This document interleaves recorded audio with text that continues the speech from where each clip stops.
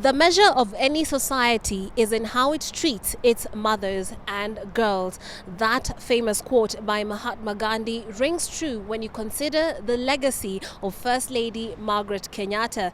Over the past 10 years, she has solidified her legacy around giving a voice to mothers and children by advocating for key health matters. In this special report, we focus on that particular legacy and what the future might hold for the First Lady.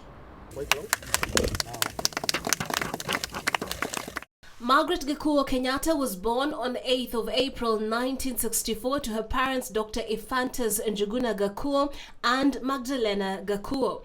The pair met in Germany, where Dr. Njuguna had been teaching for a year after his PhD.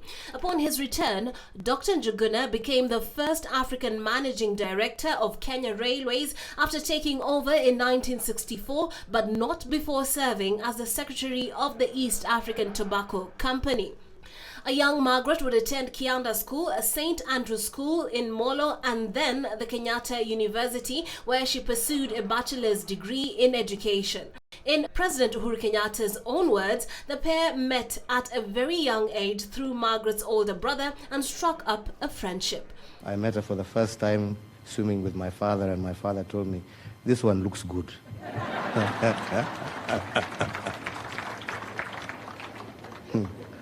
And lo and behold, some 20 years later, it came to pass.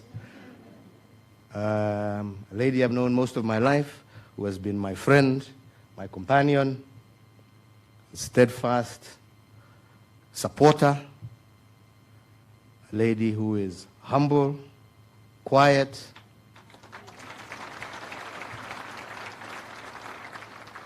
but as I and my children can attest, also firm, and when required, very curly. The two became a couple in 1994. Later, in 1991, they tied the knot at the Holy Family Basilica Church in Nairobi, a high-profile event that was attended by the likes of former President, the late Daniel Toroitich Arap Moi, and then Vice President George Saitoti. The couple has 3 children, Jomo, Jaba Muhoho, and Ngina Kenyatta. Jomo is the eldest son. Jaba Muhoho, a fashion designer, is the second son. He won the 2014 Showcase Designer of the Year award in the Emerging Designer category during the Nairobi Expo. Ngina Kenyatta is their only daughter and has a degree in international relations and politics. Mother patriot, decorated humanitarian, conservationist, fashion icon, Margaret Kenyatta came into the scene with an idyllic approach to the office of First Lady. Can we appreciate that wonderful gift? An approach that many had barely seen but largely welcomed. Her first days in office were marked with curiosity from the public and widespread media commentary. What I am learning as I watch Margaret Kenyatta is this. She's very at home with who she is. She gets that it will take you a while to get to where she is, and she's patiently waiting for you to come. She's not going to change much. And people will tell you, oh no, that sort of confidence comes with age. No, it doesn't. There are women in her position who had have succumbed a long time ago to a long weave and hair dye. The First Lady hit the ground running, literally. The nationwide health initiative targeted mothers at grassroots level. Dubbed Beyond Zero, it was aimed at improving maternal and child mortality rates in Kenya. Over 50,000 participants joined 3 editions of the First Ladies Half Marathons and 2 editions of the Beyond Zero Half Marathons for mothers and children. In 2014, she became the first African First Lady to complete a 42-kilometer race for the cause.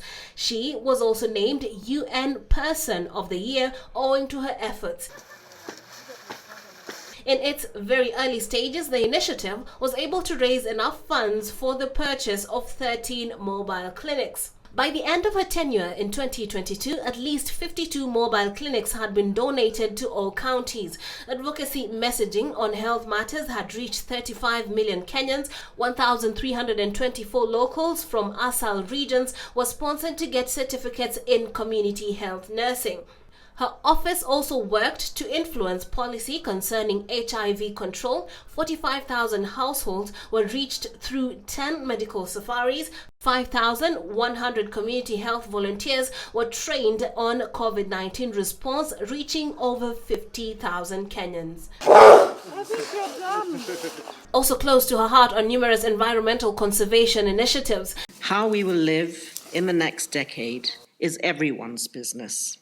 It can no longer be the responsibility of government, UN bodies, or donors. It will require collective and sustained efforts from communities, from conservationists, from individuals. It will also require leadership and inclusive interventions from diverse voices, because environmental degradation affects our well-being at the most basic level, ranging from our need for clean air, clean water, food security, and shelter. Education was another area in which the First Lady, with the support of President Uhuru Kenyatta, sought to effect change. Her Pupils Reward Scheme, Pure's mentorship program, had the objective of inculcating the spirit of service as a way of nurturing better leaders for tomorrow.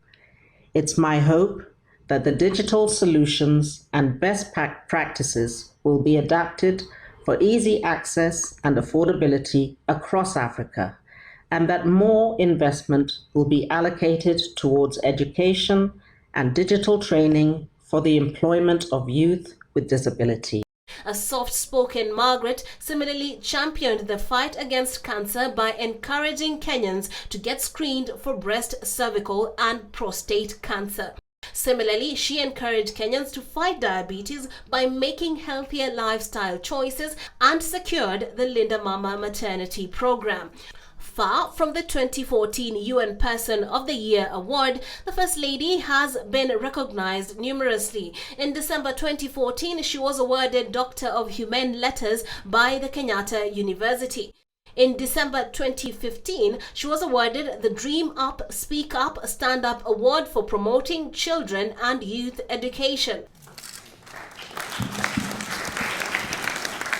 The Beyond Zero initiative received the following recognitions: the Kifaru Award from the Council of Governors, Most Relevant Brand in CSR in East Africa and Beyond, awarded by Superbrands.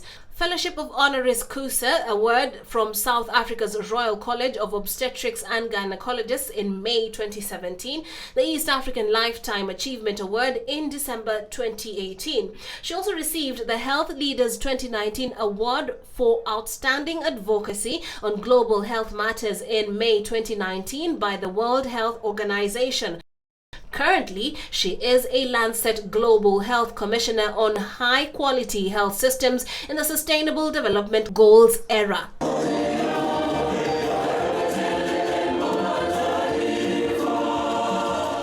But even as the curtains draw on her period as First Lady, Margaret Kenyatta has vowed to soldier on, launching the Margaret Kenyatta Institute for Gender and Social Development, whose mission is to promote positive change through capacity development, policy research, consultancy, and community outreach.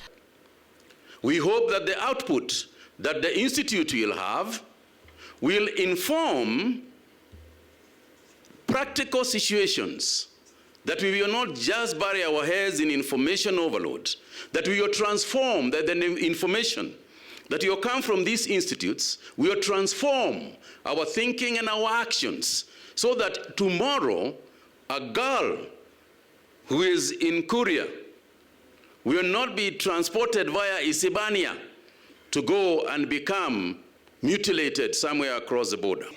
The Office of the First Lady and in your leadership has given us an avenue to serve and deliver on our mandate of promoting gender equality. I'm pleased to inform you that gender gaps have narrowed as evidenced in the recent award we were given by African Union, African Gender Award, which was received by His Excellency the President. And in this award, I just want to say, you, First Lady, you have made immense contribution, because the indicators that were measured included education attainment, access to health, and the reduction of HIV/AIDS. The last 10 years have seen tremendous advances in many aspects of our nation's health. All the same, problems persist, few more serious than the COVID-19 pandemic, and we cannot deny that these problems have delayed our advance. However, there is progress, and we are grateful for it, but we are not where we ought to be or want to be. COVID-19 stole 2 years of our work. What has kept us going through this and other difficulties is the remarkable spirit of resilience and boundless courage I have seen exhibited by Kenyans all over the country. Time and again, I have seen us rise, stand together in solidarity, and solve some of the most difficult problems imaginable.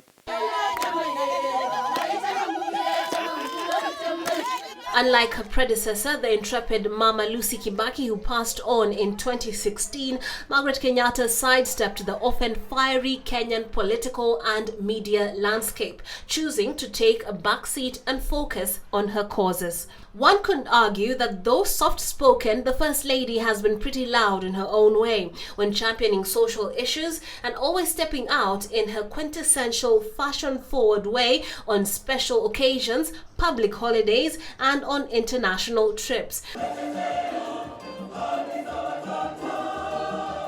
The First Lady remained true to this strategy until the end of President Uhuru Kenyatta's presidency.